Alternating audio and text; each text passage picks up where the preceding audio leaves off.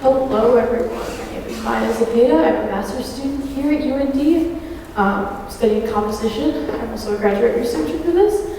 So I'll be talking about two separate AI programs, the first one being AIVA. It's a generative AI program, and I'm going to be talking about how they go into my compositional workflow and how they can help others.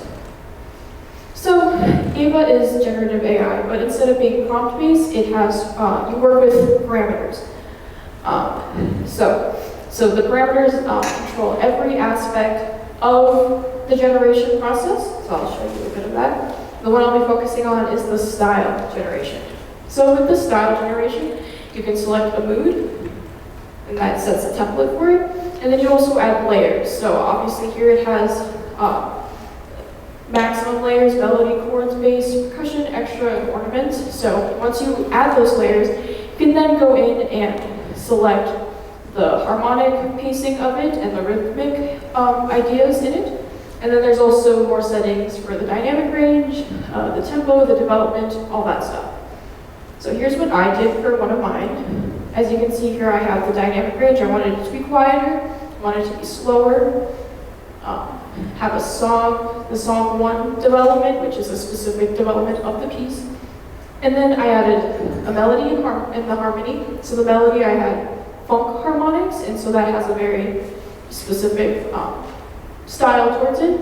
And then for the harmonic generation, I have it in modal, in E-flat Dorian. And then I wanted it to have the whole range of harmonic pacing and very little harmonic repetition. And then for the bass, I added the hip-hop bass stabs, so it'd be a little more punchy, and then very arpeggiated chords. And all of these things, there's a lot of settings, hundreds of settings, but you can also draw them in yourself. So that's why I think that AIVA is a very good way to test out styles. If you have some ideas, like, oh, I want the bass line to maybe sound like this, or the chords to sound like this, you can see a lot of different versions and be like, oh, that's how those two ideas would sound together, and therefore try it out yourself with your own writing. So using those settings, this is what I got. And also, when you generate something, you then see this digital audio workstation to then edit it further.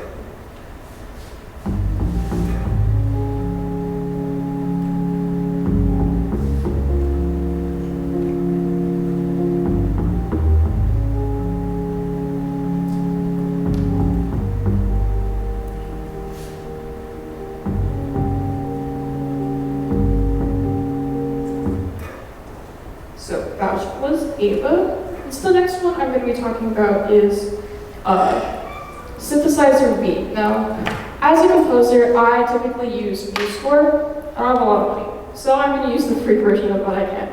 And with that, MuseScore doesn't have a lot of capabilities with vocals. It has great playback for instruments, but it doesn't do so well. So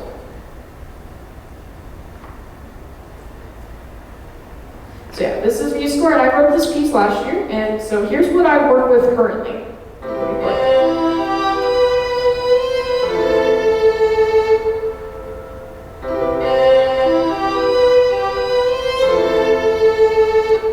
So that is what I currently use.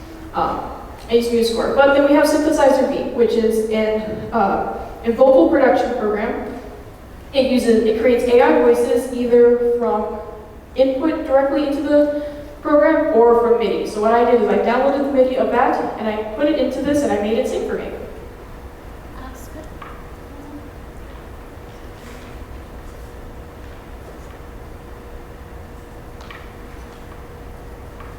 And my life stuck on the ground.